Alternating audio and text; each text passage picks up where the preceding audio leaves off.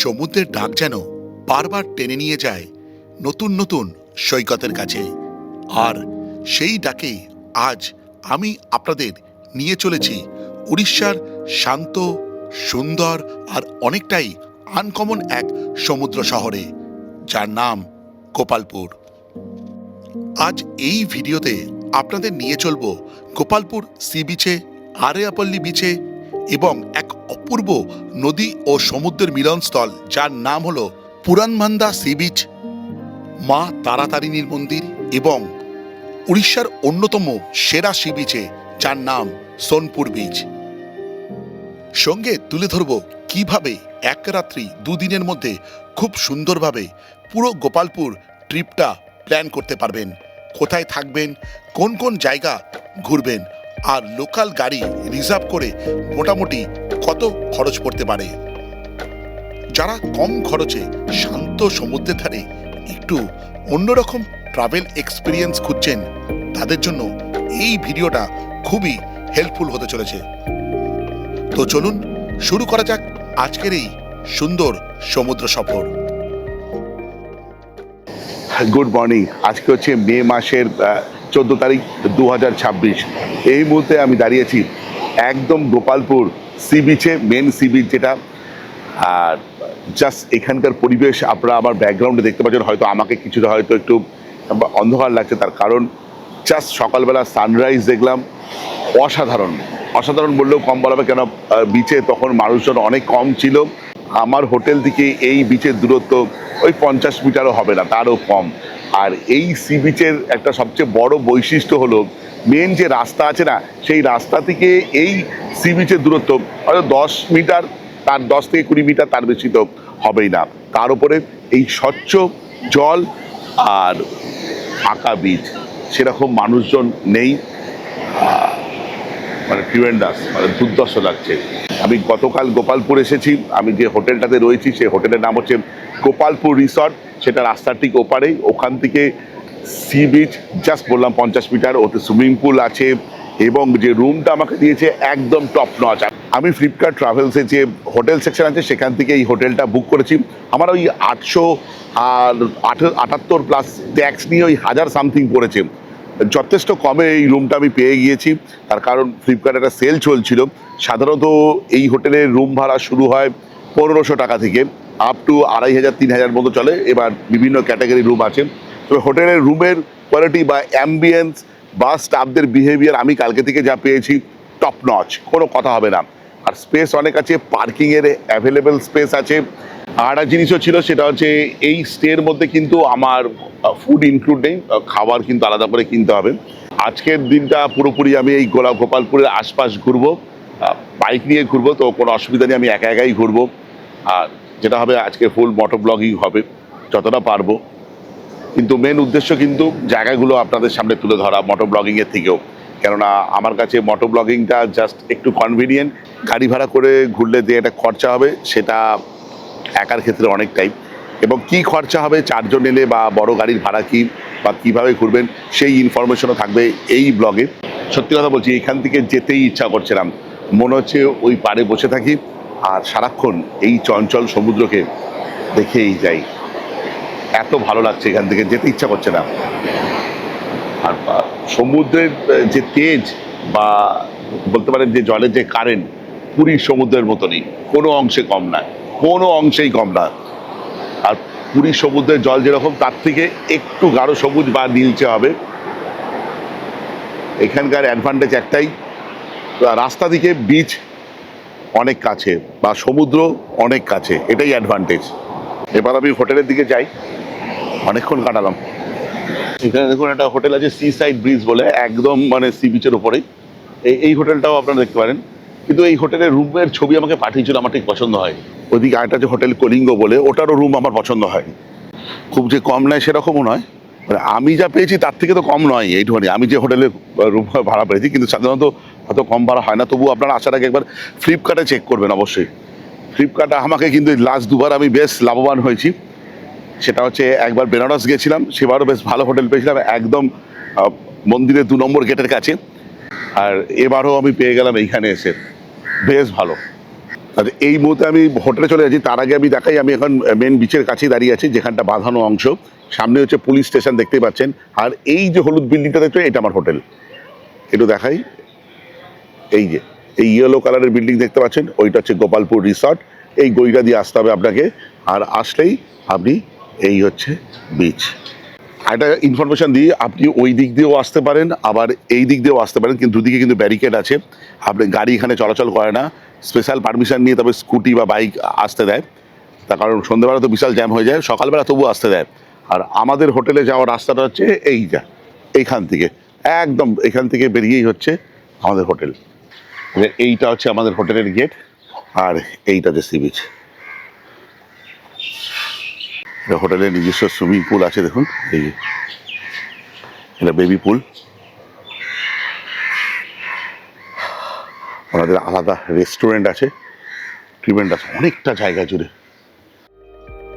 Sea beach থেকে সোজা চলে আসি আমার হোটেলে, তারপর ঝটপট সেরে নিই সেদিনের ব্রেকফাস্টে ছিল 3 রকমের অপশন, উপমা, ভাড়া আর পুরি সবজি।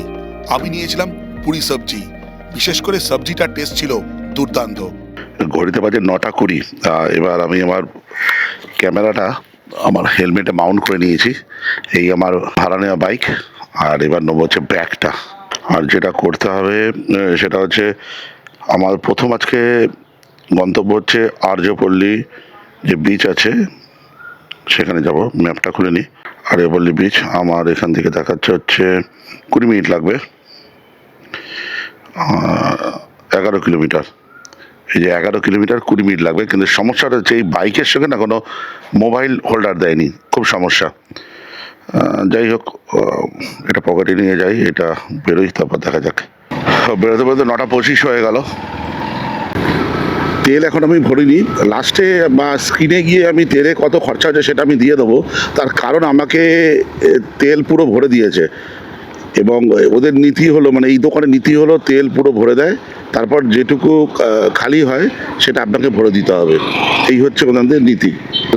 লাস্টে গিয়ে আমি বুঝতে পারবো যে কত তেল খরচ হয়েছে, তো আমি স্ক্রিনেই দিয়ে দেবো।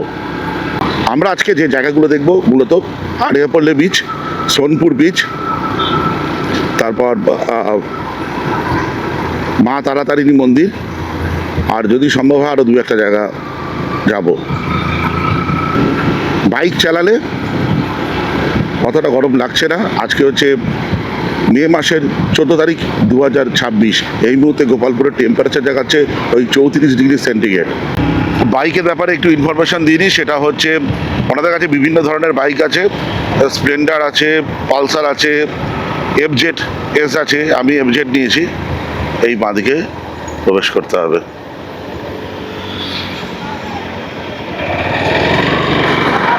আচ্ছা, দেখুন এই রাস্তাটা গোপালপুর যে পোর্ট আছে সেদিকে যাচ্ছে, নতুন করে কনস্ট্রাকশন হচ্ছে। আর আর্যপল্লী গোপালপুর যে পোর্ট আছে সেটা ছাড়িয়ে যেতে হবে। এখান তো অনুরোধ হইল ভিডিওটি পুরো দেখার, এবং পুরো দেখার পর যদি ইনফরমেটিভ মনে হয় এবং আপনাদের আনন্দ দিয়ে থাকে, তাহলে চ্যানেলটা সাবস্ক্রাইব করার অনুরোধ রইল। কারণ সাবস্ক্রাইবারের সংখ্যাটা আমাকে অনুপ্রাণিত করে ভিন্ন ভিন্ন ধারার ভিডিও বানাতে এবং উদ্দীপিত করে।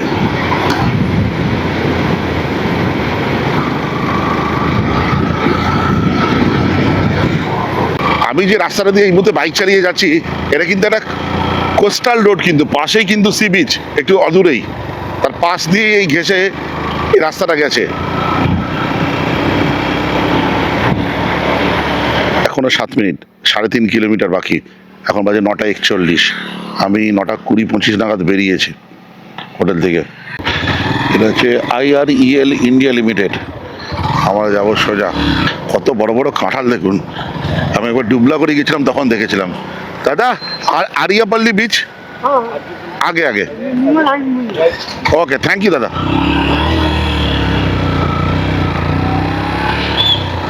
কাঁঠালের সাইজটা দেখলেন?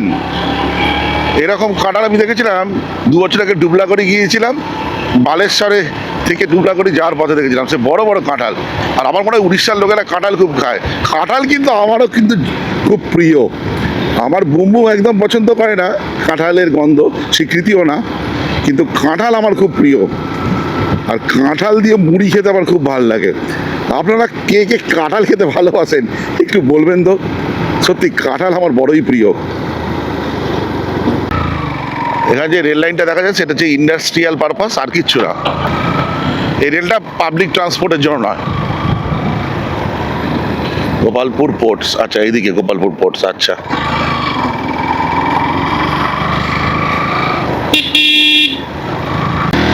চলো দেখা যাক এই বাঁকের পর কি আছে, দেখা যাক। ও ও ম্যাজিক, ম্যাজিক আছে, ম্যাজিক। হ্যাঁ, ও মাইন্ড ব্লোয়িং। এটা আছে পুলিশ স্টেশন একটা, আর এইটা হচ্ছে আরিয়াপালি বিচ। দারুণ। বিচটার নাম হচ্ছে আরজিপাল্লি সি বিচ। এই দেখুন, চলুন যাওয়া যাক। বললে বাইক নিয়ে যাওয়া যাবে, অটো তো চলে গেল, তা বাইক তো যাবেই। আস্তে আস্তে যাই। ও মাইন্ড ব্লোয়িং, জলের কালারটাই অন্যরকম লাগছে। ওহ দুর্দান্ত। আর এই জায়গাটা দেখে আমার কন্যাকুমারীর কথা মনে পড়ে যাচ্ছে। কন্যাকুমারীতে আমি এরকম পাথরের উপর দিয়ে হেঁটে হেঁটে প্রায় মাঝ বরাবর চলে গেছিলাম, এবং হাঁটতে হাঁটতে এতটাই চলে গেছিলাম যেখানে বিবেকানন্দ রক মেমোরিয়ালটা ছিল, যেরকম প্যারালালি আমি ওখানেই পৌঁছে গেছিলাম। বালি আছে, একটু সাবধানে চালাবেন। চলুন যাওয়া যাক।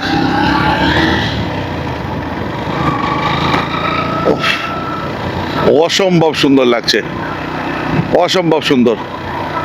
5:05 বাজে, আমি মোটামুটি আধ ঘন্টা 40 মিনিটের মতো চলে এসেছি। আর এই হচ্ছে আর্যপল্লী বিচ। এইখানে আমার বাইকটাকে দাঁড় করে রেখেছি, বাদ বাকি পথটা আপনাকে হেঁটে যেতে হবে। যেহেতু আমার কাছে চিড়িয়া আছে সেটুকু আপনাদের দেখাবো। আমি এখান থেকে পরিষ্কার দেখতে পাচ্ছি। আর এখানে এসে দুই ভাইয়ের সঙ্গে দেখা হলো। ভাই আপনার নাম क्या है? आकाश। आपका? मेरा नाम दीपक। দীপক, আকাশ আর দীপক। ওরা আমাকে হেল্প করলো, আমার দু একটা হেভি হেভি ফটো তুলে দিল। Thank you, thank you. এই মুহূর্তে আমি দাঁড়িয়ে আছি আর্যপল্লী বিচে, যেটা গঞ্জম জেলায় অবস্থিত। এই বিচে আসার অন্যতম কারণ যদি দু একটা হয় সেরকম করে বলা যায়, সেটা হলো গোপালপুরে যদি মনে হয় একটু ভিড়, তাহলে আপনারা আর্যপল্লীতে চলে আসুন। এখানে সমুদ্রের শব্দ অনেক বেশি ন্যাচারাল লাগবে, আর যেহেতু ক্রাউড কম তাই কারণে বিচটা অনেকটাই পিসফুল। আরাইপল্লী সি বিচের প্রকৃত অবস্থান যদি বলতে হয়, সেটা হলো গোপালপুর সি বিচ থেকে প্রায় 8 কিলোমিটার দূরে এবং ব্রহ্মপুর থেকে প্রায় 18 থেকে 20 কিলোমিটার দূরে অবস্থিত। আপনি এখানে গাড়ি, অটো বা বাইকে করে সহজেই পৌঁছতে পারবেন।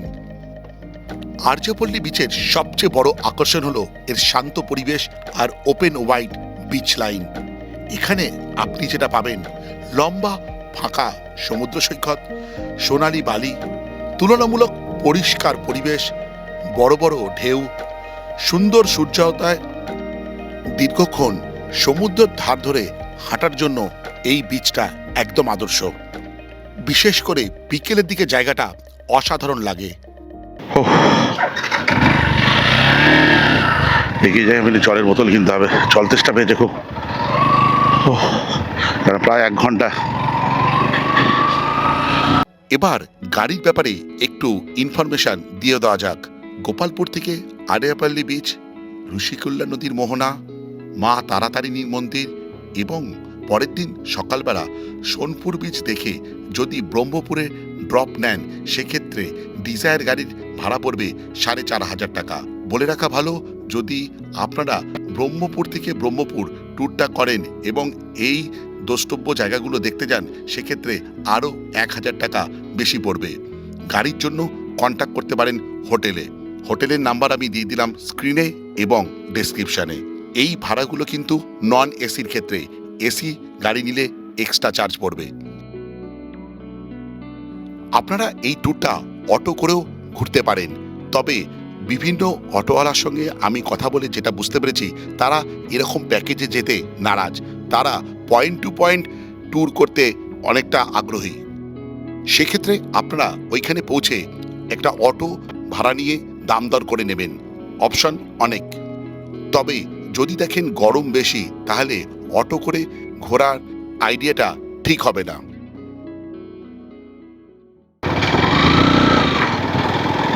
সোনাপুর দেখতে পাচ্ছি, সোনাপুর রিসর্ট, কেউ বলছে সোনপুর, কি বুঝতে পারছি না।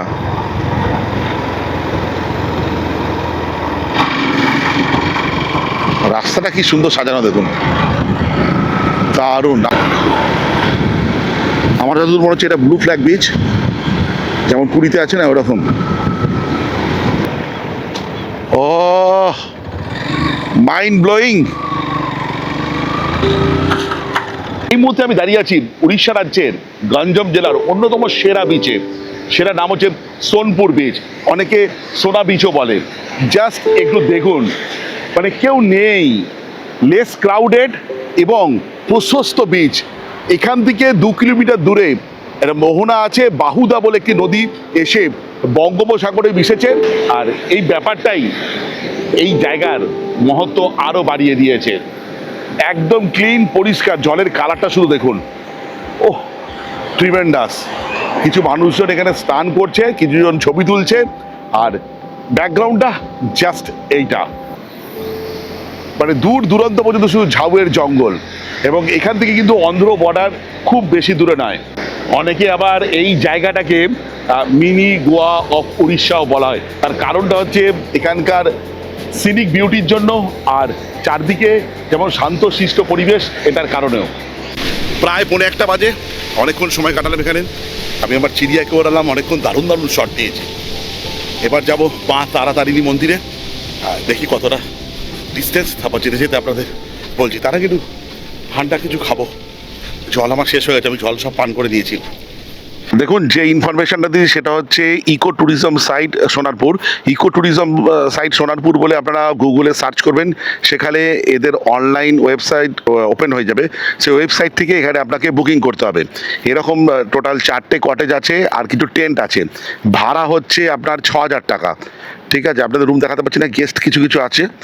আর 6,000 টাকা ভাড়া। সেখানে আপনারা 2 জন বা বাচ্চা 5 বছরের নিচে থাকে 3 জন থাকতে পারবেন। এক্সট্রা পার্সেন্টের চার্জ লাগবে। এখান থেকে ভিউ কিছুটা এরকম দুর্দান্ত view, no doubt about that. পরিবেশটাই আলাদা। আর যেটা বলা 6,000 টাকার মধ্যে কিন্তু ফুডও ইনক্লুড, মানে আপনারা ফুড হচ্ছে ওর মধ্যেই পাবেন, আলাদা করে খাবারের জন্য কোনো পয়সা লাগবে না। 6,000 টাকায় 2 জন প্লাস বাচ্চা, মানে 5 বছরের নিচে হলে। আর কোথা থেকে বুক করবেন সেটা হচ্ছে ইকো ট্যুরিজমের যে সাইট আছে উড়িষ্যা গভর্নমেন্টের, সেখান থেকে আপনারা বুক করতে পারবেন, অনলাইন ছাড়া হবে না। এর সঙ্গে একটু সংযোজন করে নিই যে আপনার এর ভাড়া যা, মানে কটেজের ভাড়া যা, টেন্টের ভাড়াও তাই। আর ওনাদের নিজস্ব পার্কিংও আছে, ওই যে দেখুন পার্কিং এরিয়া। আপনি একটা বলুন, আমি আমাকে নিজেকে দেখাচ্ছি না, একটা বলুন এই ডুবলাগড়ি বা বাগদা গেলে সেখানে কত খরচা পড়ে? 1,800 টাকা, 1,900 টাকা। থাকা খাওয়া নিয়ে একজনের, 2 জনের পড়ে যায় প্রায় 3600 টাকা। হ্যাঁ, তাও এরকম কটেজ তো নয়, আপনারা যারা গেছেন আপনারা জানেন। ক্রমে মানে ধরতক্তা মার পেরে এরকম কটেজ, ঠিক আছে, তার থেকে তো এটা অনেক ফার ফার বেটার। আর এখানকার, আর ওইখান থেকে সমুদ্র, মানে আপনার কটেজগুলো থেকে সমুদ্র বেশ দূরে, আর এটা তো একদম সামনেই। আর জলের কালার নিশ্চয়ই এরকম নয়। যাই হোক, আমি একটু তুলনা করে দিলাম, আপনারা হয়তো সমালোচনা করতে পারেন, কিন্তু যেটা ফ্যাক্ট। যেটা দুর্ভাগ্য, এখানে ভালো কিছু পেলাম না। আমি এখান থেকে আর কিছু পান করলাম না, সামনে এগিয়ে যাই, দেখা যাক। রাস্তাটা খুব সুন্দর, আসার ওই 10 কিলোমিটার রাস্তা কিন্তু একদম টপ নচ রাস্তা। আচ্ছা, এখানে আপনারা গাড়ি পার্কিং করতে পারেন, ওইখানে যদি বিচে যাওয়ার জন্য এখানে একটা পার্কিং এরিয়া আছে। এইবার বাহুদা নদী আমরা ক্রস করব, আসার সময় ক্রস করেছিলাম। এই নদীটার নাম হচ্ছে বাহুদা নদী, যেটা আমরা এই মুহূর্তে ক্রস করছি। আর খুব কাছেই আছে মোহনা, যেখানে নদীটা মিলিত হয়েছে বঙ্গোপসাগরের সঙ্গে।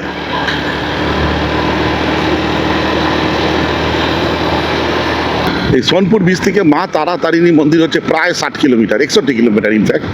এই মুহূর্তে মন্দির বন্ধ আছে, 2টো নাগাদ ওপেন হবে, গুগল থেকে যা ইনফরমেশান পেলাম। আমাকে তার মানে যেতে হবে হচ্ছে 59 কিলোমিটার। গুগল দেখাচ্ছে সময় লাগে প্রায় 1.5 ঘন্টা মতন। ঠিক আছে, কোনো তাড়া নেই, 1 ঘন্টা তো এখানে লেগে যাবে, 1টা বাজে এখন। আর একটা জিনিস আপনাদের ব্লগের মধ্যে বলেছিলাম যে আন্ধ্রা বর্ডার কতটা দূরে, তো আমি দেখলাম, আমি জিজ্ঞেস করলাম এখানে দাদাকে, বললো আন্ধ্রা বর্ডার এখান থেকে মাত্র 15 কিলোমিটার। আপনারা টেম্পারেচার তো অনেকটাই, বুঝতে পারছেন কিনা জানি না। দেখুন পাহাড়ের লেয়ারগুলো এত সুন্দর লাগছে না, মন খুশ করার জন্য যথেষ্ট। আসল কথা কি বলুন তো, সেই কথা আছে না, একই যেখানেই যায় সে চাল কুটবেই কুটবে। আমি দেখতে এসেছি সমুদ্র, বিচ, এখানকার ভাইবস নিতে এসেছি, সেই পাহাড়েরই গুণগান করছি। পাহাড় দেখলে আমি জাস্ট থাকতে পারি না। এই তো মন্দিরের গেট, জয় মা।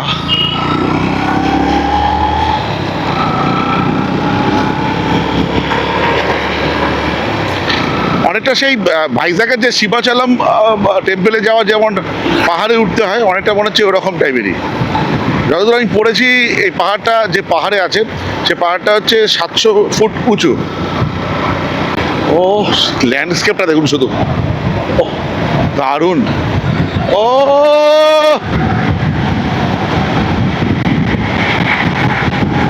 যেটা হচ্ছে বাইক নিয়ে উপরে যেতে পারবেন না, আপনাকে বাইক পার্ক করতে হবে। আচ্ছা, হেলমেট ওখানে রাখলো না, হেলমেট একটা দোকানে রাখলাম, তার পরিবর্তে 20 টাকা দিয়ে এটা নিতে হলো আমাকে। আর এই হচ্ছে মেন গেট, আর বাস দাঁড়িয়ে আছে। বাসের ভাড়া আমি জিজ্ঞেস করলাম 20 টাকা, বললো ওই যে বাস সার্ভিস, বাস দাঁড়িয়ে আছে। বাইক চালাচ্ছিলাম তো তখন গরমে ঠাওর হয়নি, ভালো গরম লাগছে, হাঁটলে তো আরও লাগছে। ওই আপ ডাউন পার হেড 40 টাকা। ওইদিকে আপনার রোপওয়ে সার্ভিস আছে, ওটা একজনকে জিজ্ঞেস করলাম, বললো 65 টাকা। এটা কিন্তু আমি জিজ্ঞেস করিনি, যাদের কাছে বাইক রাখলাম তারাই বললো। এই যে টিকিট নিয়েছি 40 টাকা আপ ডাউন। আর ওনাদের জিজ্ঞেস করলাম, একদম ঠিক ওটা ইনফরমেশন, যেটা হচ্ছে রোপওয়েতে উঠলে 65 টাকা। আর অনলাইন পেমেন্ট করা যায় কিন্তু, ঠিক আছে।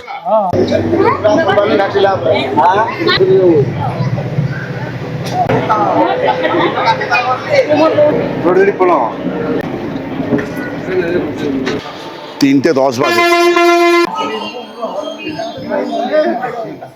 মন্দিরের ভেতরে হচ্ছে ফটোগ্রাফি অ্যালাউ না, কিন্তু মন্দিরের ভেতরে যে প্রবেশ করবেন, মন্দিরের যে স্থাপত্য কলিঙ্গ স্থাপত্যের সঙ্গে পুরোপুরি মিল আছে।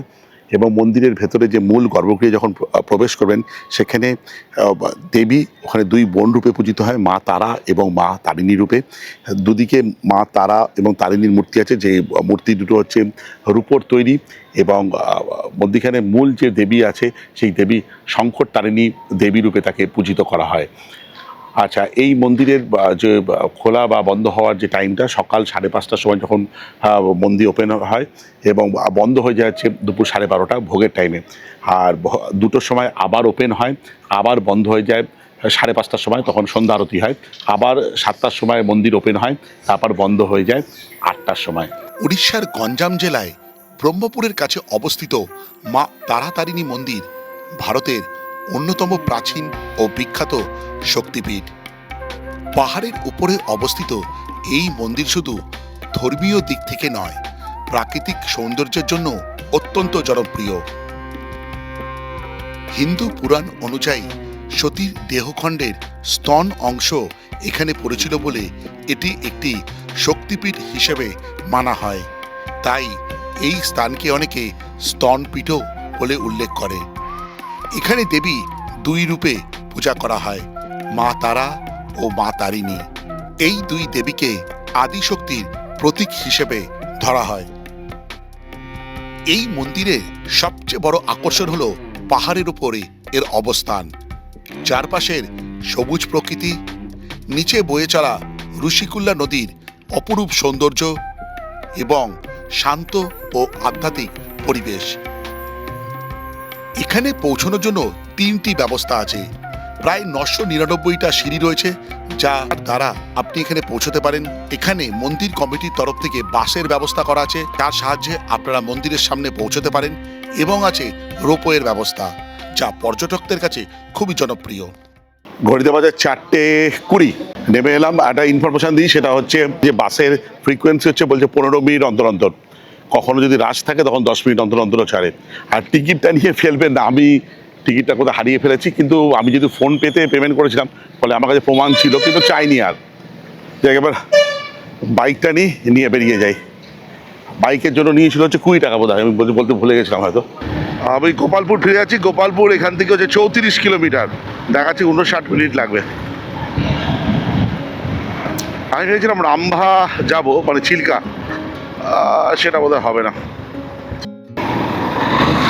তখন আমরা ওইখানে ছিলাম, ওই ওপরে। মা তারাতারিণীর মন্দির থেকে গোপালপুর সি বিচের দূরত্ব প্রায় 36 কিলোমিটার। তাই বিকেল হয়ে যাচ্ছিল, দ্রুতই রওনা দিলাম গোপালপুরের উদ্দেশ্যে। কারণ আমার পরের গন্তব্য ছিল গোপালপুরের বিখ্যাত লাইট হাউস, আর সেটি বিকেল 5:30টার মধ্যেই বন্ধ হয়ে যায়। তাই সময় নষ্ট না করে সমুদ্রের টানে এগিয়ে চললাম পরের সুন্দর লোকেশনের দিকে। গোপালপুর লাইট হাউসের ওপরে উঠতেই যেন চোখের সামনে খুলে যায় এক অসাধারণ দৃশ্য। একদিকে বিস্তীর্ণ নীল সমুদ্র, অন্যদিকে পুরো গোপালপুর শহর, আর দূরে দূরে ছড়িয়ে থাকা সবুজের মেলবন্ধন। ওপর থেকে সমুদ্রের ঢেউগুলো আরও সুন্দর, আরও শান্ত লাগে। বিকেলের সোনালি আলো যখন সমুদ্রের জলে পড়ে, তখন পুরো দৃশ্যটা যেন এক সিনেমার ফ্রেমে বাঁধানো মতন মনে হয়। চারদিকের হাওয়া, ওপরে দাঁড়িয়ে সমুদ্র দেখার অনুভূতি, আর সূর্যাস্তের সেই অপূর্ব মুহূর্ত সত্যি মনে গেঁথে থাকার মতন। লাইট হাউসে কিছুক্ষণ সময় কাটানোর পর আমি সোজা চলে আসি হোটেলে। তখন আর শরীর দিচ্ছিল না, জাস্ট 2 ঘন্টা 2.5 ঘন্টা ধরে চুপচাপ শুয়েছিলাম, মোবাইল দেখছিলাম, আর শরীর আর দিচ্ছিল না, এত ক্লান্ত ছিলাম। এখন 9:05 বাজে। দেখুন সি বিচের কাছে এসেছি, ভিড় তুলনামূলকভাবে কম, কিন্তু তাও ঠিকঠাক একদম, খুব হাওয়া দিচ্ছে। আজকে ডিনার করব আমি হোটেলেই করব। আমি বলে দিয়েছি আমি রুটি আর কষা মাংসের অর্ডার দিয়েছি। কেমন হয় সেটা তো বলবো। আমি কালকে চলে যাব। কালকে ইচ্ছা যে সকালবেলা একটু সমুদ্রে স্নান করার, দেখি সেটা হয় কিনা। পরে আমাদের হোটেলে একটা দারুণ সুইমিং পুল আছে, সেটাও ব্যবহার করা হয়নি। একা তো একাই স্নান করবো। সঙ্গে যদি বোম সিকিউরিটি থাকতো, সিকিউরিটি তো নামে না, বোম ভাড়া থাকলেও তো ভালো হতো, বা আবার স্টুডেন্টরা থাকলেও হতো। অনেকক্ষণ বসেছিলাম, আমার জাস্ট উঠতে ইচ্ছা করছিল না। হোটেল থেকে ফোন এসেছে, আমার ডিনার রেডি, শুয়ে পড়বো। আমি ডিনারে বলেছিলাম চিকেন কষা আর রুটি খাবো, তো সেই মতন 2টো রুটি আর চিকেন কষা আমাকে দিয়ে দিতে সার্ভও করে দিয়েছে। তারা সেটা বলা, সেটা হচ্ছে যদি রুটি লাগে তাহলে নেবো, না একটু পেঁয়াজ দরকার। রুটিটা একটু পাতলা লাগছে আমার, বেশ পাতলা। গ্রেভিটা খেয়ে দেখি কেমন লাগে। চিকেন কষাটা হালকা টক টক, ঝাল কম, ধনেপাতা বন্ধ থাকছে, কিন্তু খেতে খুব ভালো। ঠিক বাঙালিদের মতন কষা হয়নি, কিন্তু যেটা হয়েছে খেতে খারাপ লাগছে না, ভালো লাগে। একটু চিকেন খেয়ে দেখি। দারুণ। আমি ডিনার করলাম, আর ডিনারের ক্ষেত্রে যদি বলা যায় বিল হলো 248 টাকা। রুটির দাম, রুটি হচ্ছে 19 টাকা করে, মানে ওটা অনেক বেশি লাগলো আমার কাছে। চিকেনটা ঠিক আছে 179 পড়েছে, 4 পিস চিকেন কষা, আর সত্যি খুব ভালো প্রিপেয়ার করেছেন। চিকেন কষাটাই দারুণ, মানে 19 টাকা করে তো পাতলা পাতলা রুটি। মানে আমি বাড়িতে সাধারণত 2টো রুটি খাই, এখানে 3টে রুটি খেলাম, তাও চিকেন অনেকটা ছিল বলে পেট ভরে গেল, আর তাও হতো না। আমি গিয়ে শুয়ে পড়ি, আবার কালকে সকালবেলা তাহলে কী করা যায়। দ্বিতীয় দিন সকাল সকাল চলে গেছিলাম সমুদ্র স্নানের মজা নিতে। সে এক আলাদাই অভিজ্ঞতা। জলে নামতেই যেন সব ক্লান্তি এক মুহূর্তে মিলিয়ে গেল। ছোট ছোট ঢেউ এসে বারবার ধাক্কা দিচ্ছিল, আর সেই সঙ্গে বাড়ছিল সমুদ্রের মজা। কখনো ঢেউয়ের সঙ্গে দৌড়, কখনো জলের মধ্যে বসে সমুদ্রকে অনুভব করা। সত্যি বলতে একা হলেও মুহূর্তগুলো ছিল দারুণ উপভোগ্য। সকালের এই ফ্রেশ পরিবেশ আর সমুদ্রের সঙ্গে কাটানো সময়টা পুরো ট্রিপের অন্যতম সেরা অভিজ্ঞতা হয়ে থাকলো। সমুদ্রের 2-4টে ঢেউ ঠিক আছে, মাঝে মাঝে এক একটা ঢেউ এমন আসছে না, জাস্ট ফিরিয়ে দিল, আমরা ক্যামেরা ধরে রাখতে পারিনি। ও দারুণ লাগলো। আমি একাই স্টার্ট করছি, মজা লাগছে। আরো অনেকজন হলে তো কোনো কথাই ছিল না। দারুণ। সকাল সকাল গোপালপুর টপ ক্লাস, একদম টপ ক্লাস। সমুদ্রে দারুণ স্নানের মজা নেওয়ার পর সোজা ফিরে এলাম হোটেলে, কিন্তু জলকেলির মুড তখনও একটুও কমেনি। তাই আর দেরি না করে নেমে পড়লাম হোটেলের সুন্দর নীল সুইমিং পুলে। খুব একটা ডিপ না, আমার পায়ে লেগেছে। আর যদি বুম বুম এখানে থাকতো, ও পুরো খুশ হয়ে যেত, যে কোনো বাচ্চাদের জন্য। এটা এখন বেশ দারুণ। এই জল বেরোচ্ছে সাত করে। আমি এবার জলের তলায় একদম, দেখুন ব্যাপক এখান থেকে ভিউ। এই দেখুন সি বিচ, এই দেখুন সি বিচ, এই যে সি বিচ, আর এই হচ্ছে আমাদের রিসর্ট।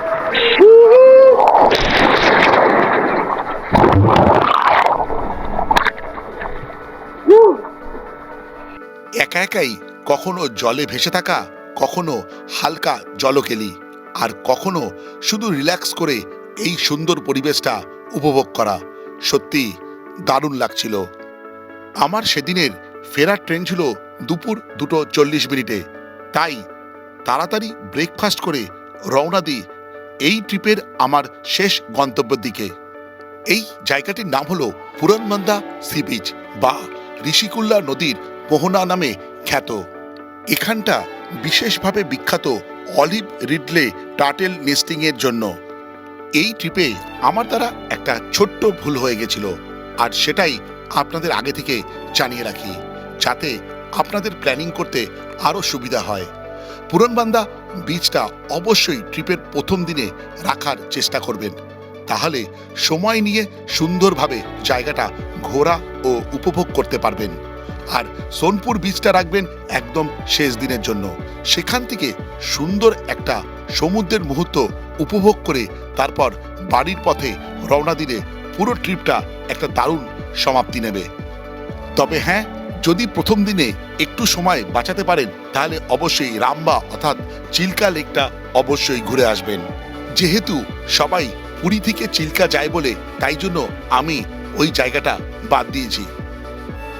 যাই হোক, ভিডিওটা এই পর্যন্ত যদি ভালো লেগে থাকে লাইক, শেয়ার অ্যান্ড সাবস্ক্রাইব। আপনাদের একটা সাবস্ক্রিপশন আমার ইন্সপিরেশন। এই বলে ব্লগটা শেষ করলাম। বাই।